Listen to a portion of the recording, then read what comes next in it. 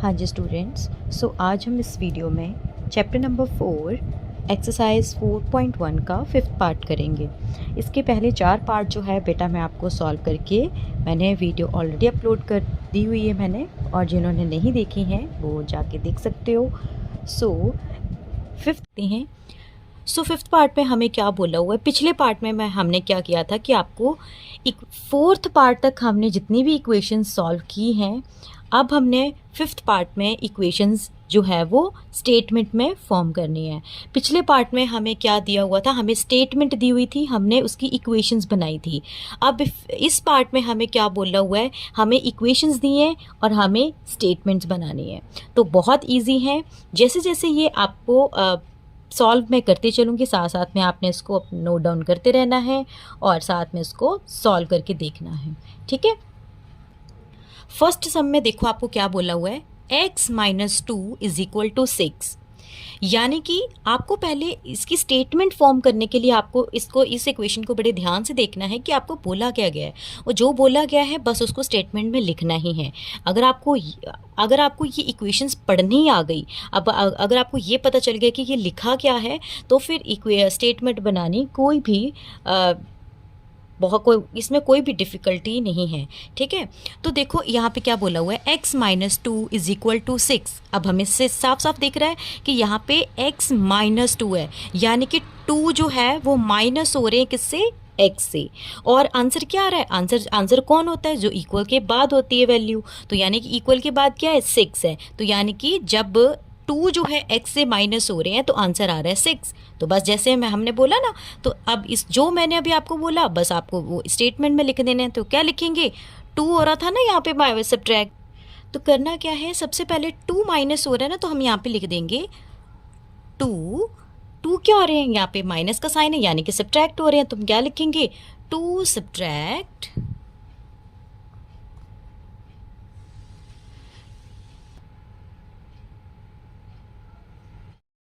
हाँ जी, तो 2 सब्ट्रैक्ट, ठीक है। 2 कहाँ से, 2 जो हो रही है सब्ट्रैक्ट किससे हो रही है, x से हो रही है। तो हमने क्या लिखा, 2 सब्ट्रैक्ट फ्रॉम x। और आंसर क्या आ रहा था, आंसर मैंने बोला कि आंसर क्या होता है, जो इक्वल के बाद होती है। तो इक्वल के बाद 6 है ना, तो हमने लिख दिया 2 सब्ट्रैक्ट फ्रॉम x गिव्स क्या हो रहा है, हमें कौन सा आंसर आ रहा है, 6 आ रहा है। तो लिख दिया हमने 2 सब्ट्रैक्ट फ्रॉम x गिव्स 6। ये बन गई हमारी इक्वेशन, ठीक है। नेक्स्ट सम में क्या बोला हुआ, 3y - 3 = 10।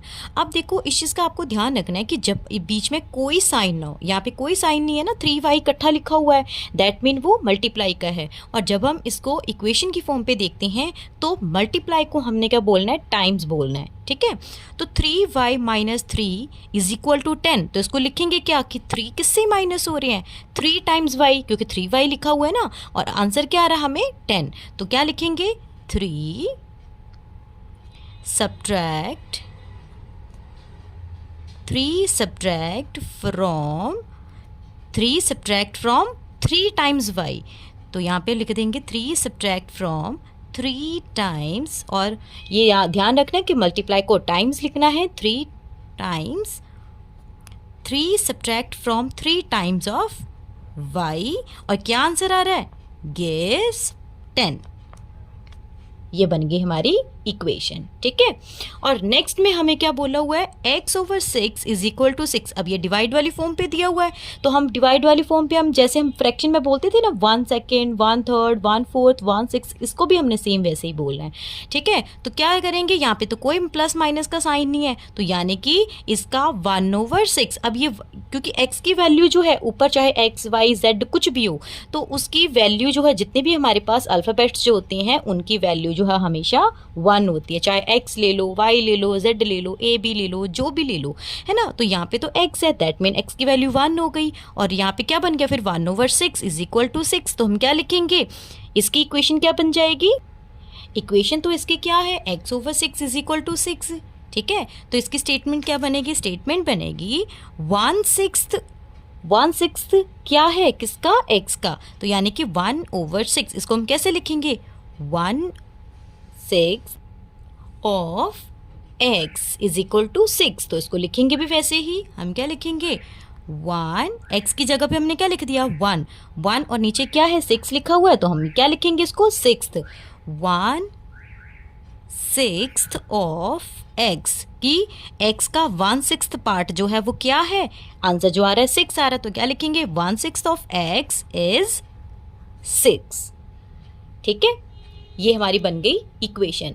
नेक्स्ट देखो ये बन गई हमारी स्टेटमेंट। अब नेक्स्ट इक्वेशन में हमें क्या बोला हुआ है 7x - 15 इज इक्वल टू 34, यानी कि 15 जो है वो किससे माइनस हो रहे हैं 7x से, और क्योंकि ये मल्टीप्लाई का तो हम इसको क्या लिखेंगे 7 टाइम्स ऑफ x, तो हम क्या यहाँ पे लिख देंगे हम 15 सब्ट्रैक्ट फ्रॉम 15 किससे सब्ट्रैक्ट हो रहे 7 टाइम्स ऑफ x, तो हम क्या लिखेंगे 15 subtract from 7 times of x, और गिव्स क्या कर रहे हैं हमें 34, यहाँ पे लिख देंगे गिव्स 34।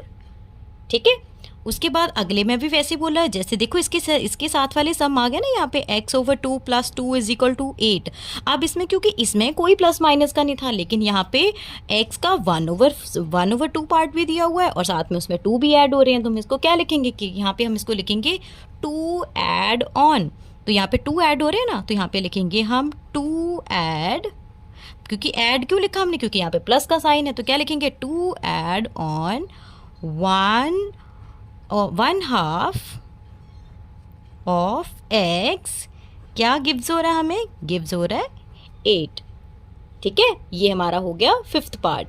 अब नेक्स्ट